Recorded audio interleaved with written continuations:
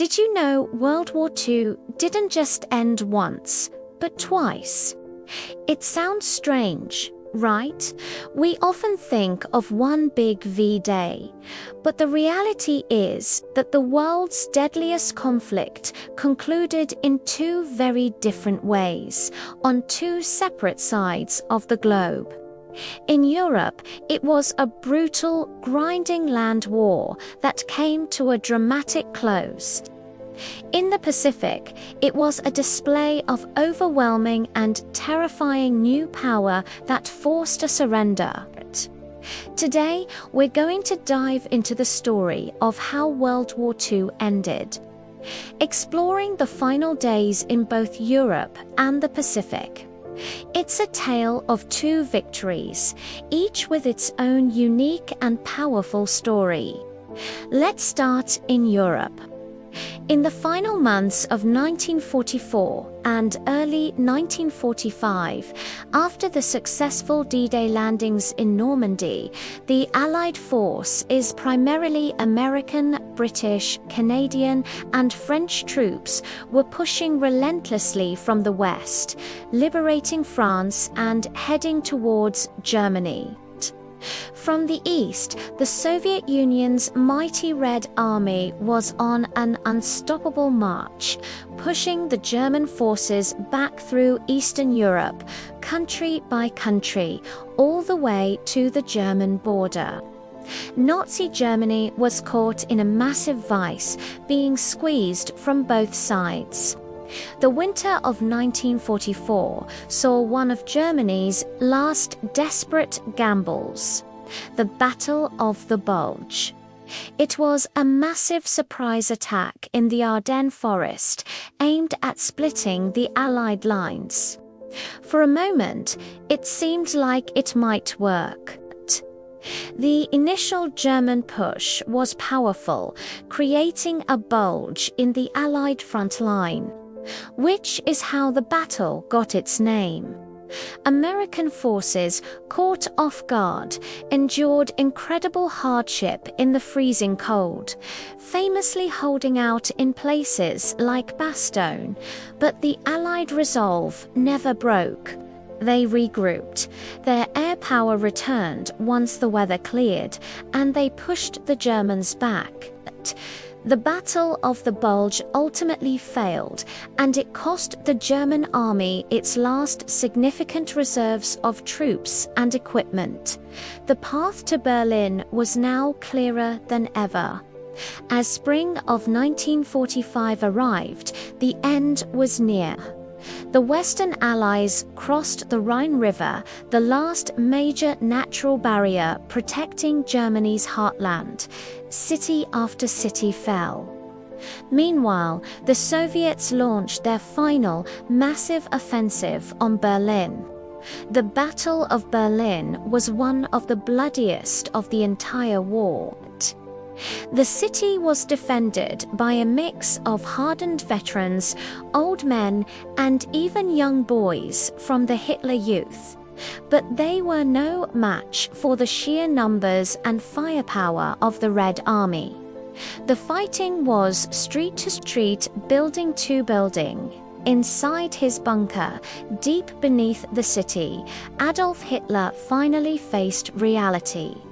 The empire he promised would last 1,000 years was crumbling above his head. His armies were shattered. His capital was being destroyed, and his enemies were closing in. On April 30th, 1945, with Soviet soldiers just a few hundred yards away, Hitler took his own life. His suicide was the final nail in the coffin for the Nazi regime. A few days later, on May 7th, German General Alfred Jodl signed the unconditional surrender of all German forces at the Allied headquarters in Reims, France. The next day, May 8th, the surrender was officially ratified in Berlin. This day became known as V-Day for victory in Europe, across the continent, and in cities like London, Paris, and New York, massive celebrations erupted. The war in Europe was finally over. But while Europe celebrated, the war was still raging thousands of miles away in the Pacific. The Empire of Japan, though battered and pushed back across the ocean, was still a formidable and determined enemy. The Allied strategy in the Pacific, led primarily by the United States, was called island hopping. Instead of trying to conquer every single Japanese-held island, which would have taken forever and cost countless lives, the Allies would strategically capture key islands, building air bases and naval stations on them, and then hop over others, cutting off their supply lines and leaving them to wither on the vine. This campaign brought the Allies closer and closer to Japan. But the closer they got, the more ferocious the Japanese resistance became. The battles for islands like Iwo Jima and Okinawa in early 1945 were horrific. Japanese soldiers, driven by the Bushido Code of Honor, fought with a fanatical devotion, often to the last man. They hid in complex networks of caves and tunnels, launched desperate banzai charges, and inflicted enormous casualties on the invading American forces. The battle for Okinawa was particularly brutal, with massive losses on both sides, including a huge number of civilian deaths. It was a terrifying preview of what an invasion of the Japanese mainland might look like.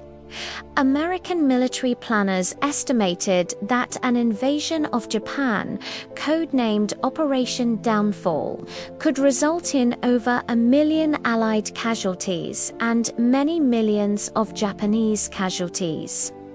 The Japanese government was preparing its entire population, men, women, and children, to resist an invasion with whatever they could find, from bamboo spears to pitchforks.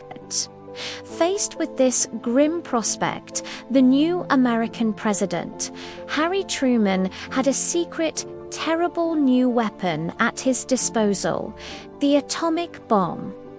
Developed in secret under the Manhattan Project, this weapon had the power to destroy an entire city in a single blast. Truman and his advisors debated whether to use it. They hoped it would shock Japan's leadership into surrender, avoiding the bloody invasion and saving millions of lives, both American and Japanese. On August 6, 1945, a B-29 bomber named the Enola Gay dropped an atomic bomb on the city of Hiroshima. The city was instantly devastated. An estimated 80,000 people were killed immediately, with tens of thousands more dying later from injuries and radiation. It was a level of destruction the world had never seen. Even after Hiroshima, some factions of the Japanese military still refused to surrender. So 3 days later, on August 9th, a second atomic bomb was dropped on the city of Nagasaki, causing similar devastation.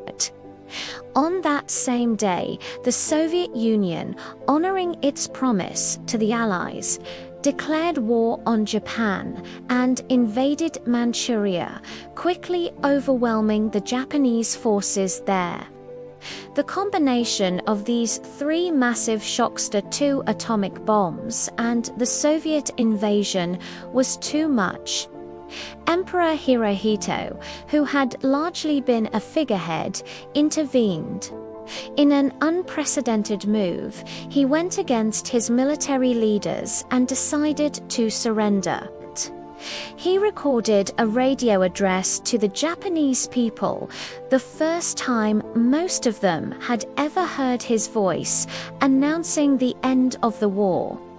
On September 2, 1945, aboard the USS Missouri in Tokyo Bay, Japanese officials formally signed the Instrument of Surrender in front of Allied commanders, including General Douglas MacArthur. This day is known as VJ Day, for victory over Japan. World War II, the most destructive conflict in human history, was officially over. So, you see, the end of World War II wasn't a single event. It was two distinct conclusions to a global struggle. In Europe, it was a war of attrition, won by conventional military force on the ground, culminating in the capture of the enemy's capital. In the Pacific, it was a war that ended with the use of a revolutionary new weapon, a show of force so overwhelming that it compelled a surrender that might have otherwise cost millions more lives in a conventional invasion. Both endings were monumental, and both shaped the world we live in today. The end of the war in Europe left a divided continent and set the stage for the Cold War, while the end in the Pacific ushered in the nuclear age, forever changing the nature of warfare and international politics. It's a complex and fascinating piece of our shared history. Thank you so much for watching. If you found this look into the final days of World War II interesting, please hit that like button and subscribe for more deep dives into history. Let me know in the comments which part of this story you found most surprising. See you in the next video.